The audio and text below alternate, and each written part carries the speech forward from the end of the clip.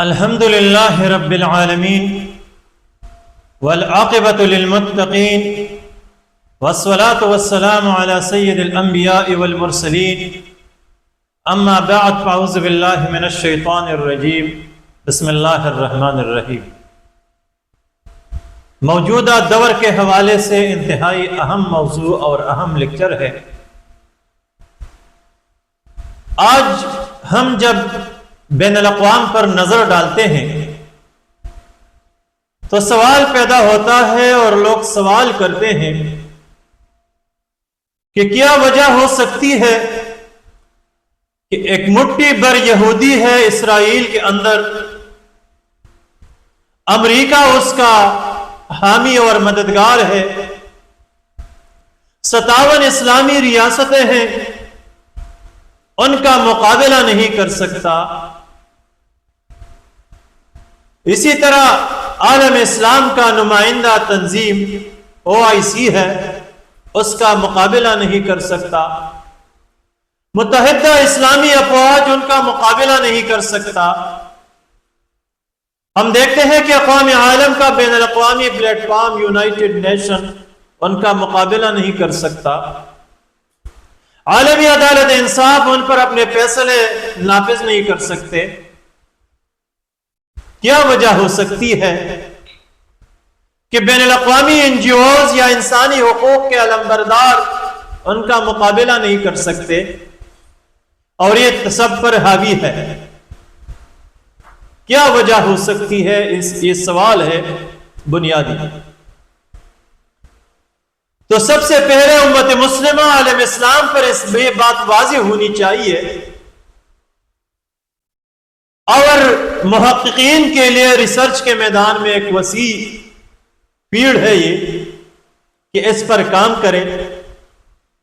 عصر حاضر میں اگر آپ دیکھیں تو یہود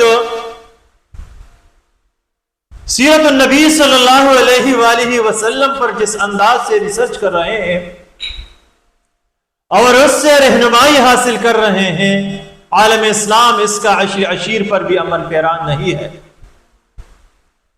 اس وقت امت مسلمہ سیرت النبی صلی اللہ علیہ وآلہ وسلم کو محض قصہ گوئی کی حد تک رکھتے ہیں، نہ تو باریک بینی پر ان پر ریسرچ کر سکتے ہیں، نہ اسے سن سکتے ہیں اور نہ اس پر غور و فکر کر سکتے ہیں۔ تو یہی ان کی تباہی اور بربادی کی ایک بڑی وجہ ہے۔ مثال کے طور پہ اگر دیکھا جائے تو اس پر ہم نے پچھلے کلاسز میں بات کی تھی کہ غزوہ بدر میں فتح کے بعد مسلمانوں کے اور رسول خدا صلی اللہ علیہ وسلم کی دشمنوں کو آپ دیکھیں تو 4 قسم کے بڑے بڑے دشمن تھے۔ ان میں یہود کو اگر آپ دیکھیں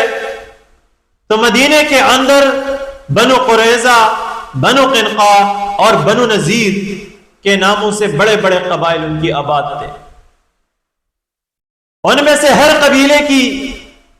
جنگجو افراد کی تعداد، اسلحہ کی تعداد مسلمانوں سے زیادہ تھی۔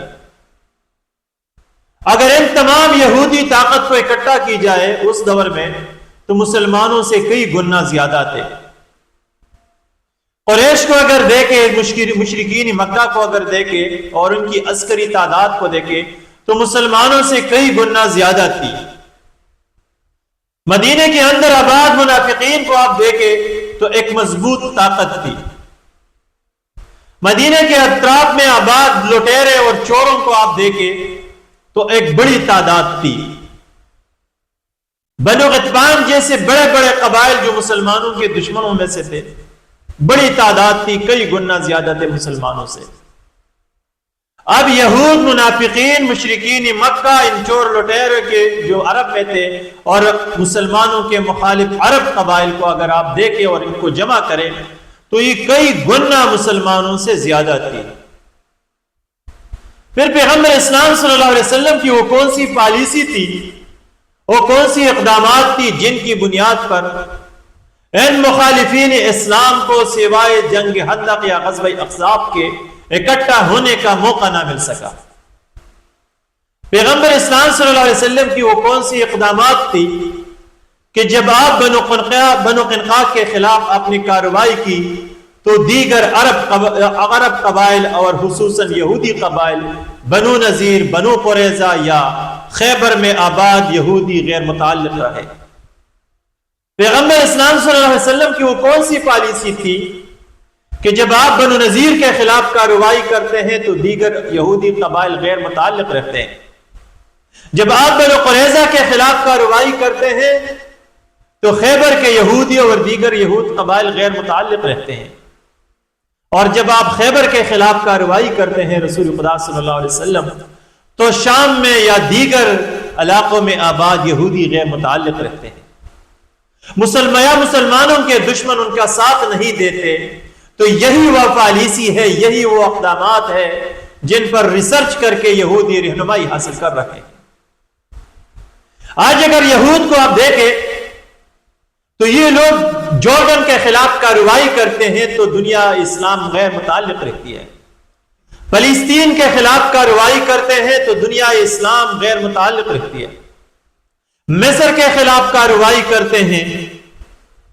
شام کے خلاف کارروائی کرتے ہیں، جہاں پر بھی دیکھیں لبنان کے خلاف کارروائی کرتے ہیں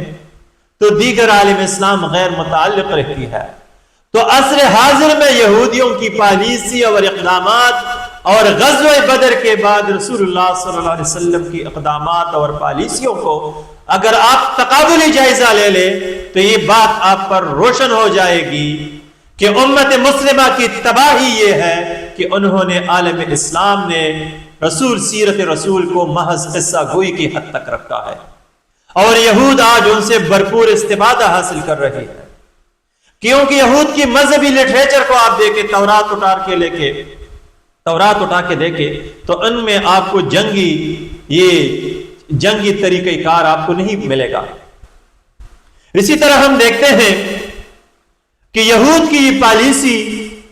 کہ ایک اسلامی ریاست کو پکڑ کے جیسے عراق کو یا حالیہ میں ایران کو یا دیگر عرب ریاستوں کو پکڑ کے ان کے خلاف کارروائی کرتے ہیں اور دیگر عالم اسلام خاموش تماشائی بنی ہوئی ہے،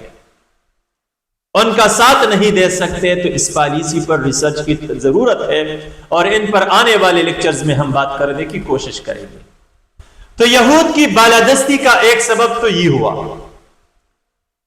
دوسری ہم دیکھتے ہیں مذہبی حوالے سے،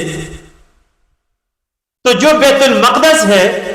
ارض مقدس ہے، فلسطین ہے، تو ابراہیم علیہ السلام کا ایک بیٹا تھا حضرت اسحاق علیہ السلام، اور یہود اس کی نسل سے ہے، اس کے بیٹے حضرت یعقوب علیہ السلام کی نسل سے ہے، اور یہ بیت المقدس یہ یہود کی مذہبی مرکز ہے۔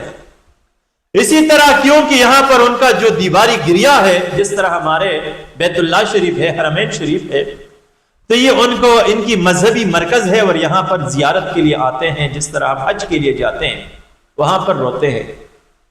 اسی طرح بیت المقدس کے اندر بیت اللحم ہے جو عیسیٰ علیہ السلام کی پیدائش کی جگہ ہے،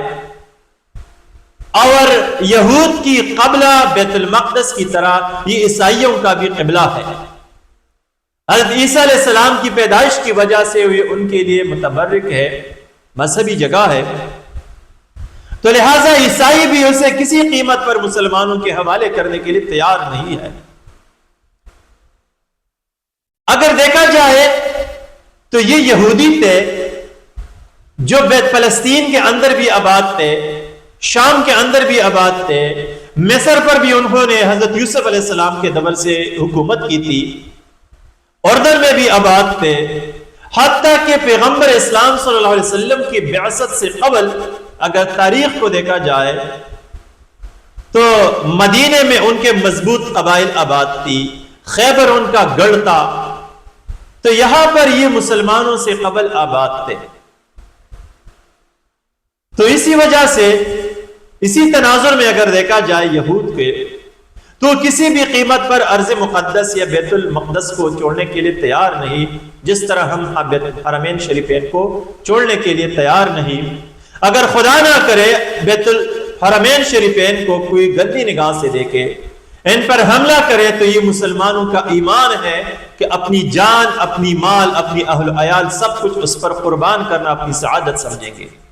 یہی صورتحال ارض مقدس میں یہود کی ہے کہ اس کے لیے ہر قسم کی قربانی دینے کے لیے وہ تیار ہے، ایک بات۔ دوسری، اگر دیکھا جائے تو بخت نصر نے جب یہود کو تباہ کیا بیت المقدس کے اندر، پھر اسی کے بعد عیسائیوں کی ایک طویل عرصے تک ان پر حکومت تھی،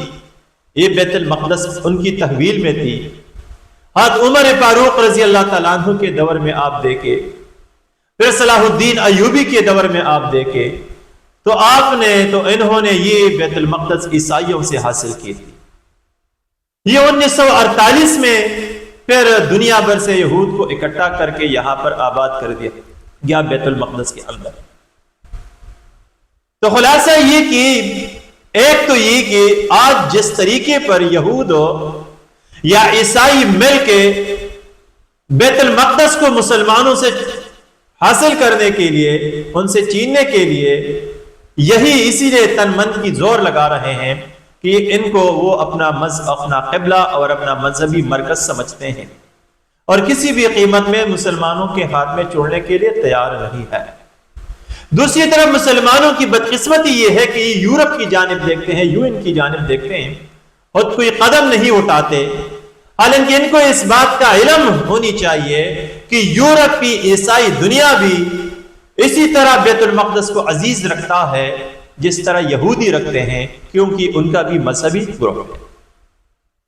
جہاں تک تعلق ہے یہود کی تباہ کاری کی، تو تقریباً بخت نصر سے لے کر ٹائٹس سے لے کر یہ تقریباً 13 بادشاہوں نے ان پر حملہ کر کے ان کو تباہ کیا تھا، لیکن پھر یہ کسی نہ کسی طریقے پر جمع ہو کر آباد ہوئے تھے اور آخری دفعہ ہٹلر نے اسے تباہ کیا تھا۔ اور پھر جس طرح 1948 عیسوی میں یہ واپس آ کے بیت المقدس میں جمع ہو چکے ہیں اور اپنا اسرائیلی ریاست بنا کے، اور اب ان کا جو نقشہ ہے گریٹر اسرائیل کی مدینہ منورہ تک، تو یہ بڑی قابل تحقیق ہے۔ جس طرح میں نے گزارش کی کہ یہ جو حضرت داؤد علیہ السلام کی سلطنت تھی، جن علاقوں پر آج وہی نقشہ ان کو وہ گریٹر اسرائیل کہتے ہیں، اور اسی گریٹر اسرائیل کے اندر وہ مدینہ منورہ کو شامل کرتے ہیں، لیکن مکہ کو شامل نہیں کرتے۔ وجہ میں نے یہ بیان کی کہ پیغمبر اسلام صلی اللہ علیہ وسلم کی بعثت سے قبل یہاں بھی یہود آباد تھے، اور وہ کہتے ہیں کہ یہ بھی ہمارا آبائی علاقہ ہے، مسلمانوں نے ہم سے چھینا ہے، یہ عرب مسلمانوں نے ہم سے چھینی ہے، لہٰذا ہم اسے دوبارہ حاصل کریں گے، اور اس کے حصول کے لیے وہ تن من کی زور لگا رہے ہیں۔ اب یہ مسلمانوں پر اس کا انحصار ہے کہ وہ کس طرح ان کے اس غلیظ منصوبے کو تس نس کرتے ہیں، ان کو دریا برد کرتے ہیں، ان کو برباد کرتے ہیں۔ غرض یہ ایک مذہبی جنگ ہے، یہ مذہبی عقیدت کی جنگ ہے، جس کے لیے جب تک آپ تن من دن نہیں لگائیں گے، ڈو اینڈ ڈائی سچویشن نہ ہو، محض قراردادوں سے، محض مذمت سے نہ تو غزہ کے مسائل حل ہوتے ہیں، نہ شام کے، نہ مصر کے، نہ فلسطین کے، نہ اردن کے، نہ دیگر ریاستوں کے۔ یہ ایک طرف یہود و عیسائی ہے مل کر لڑ رہے ہیں، اور دوسری طرف عالم اسلام ہے۔ فتح اس کی ہوگی جو تن من دن لگا کے اس کے لیے لڑے۔ اب کیا ہوتا ہے یہود کے ساتھ، پیغمبر اسلام صلی اللہ علیہ وسلم کیا کرتے ہیں، اس پر ہم بات کریں گے آنے والے لیکچرز میں۔ رب کائنات سے دعا ہے کہ ہمیں سیرت النبی صلی اللہ علیہ وسلم کو صحیح طریقے پر سمجھنے کی توفیق عطا فرمائے۔ وآخر دعوانا ان الحمد للہ رب العالمین۔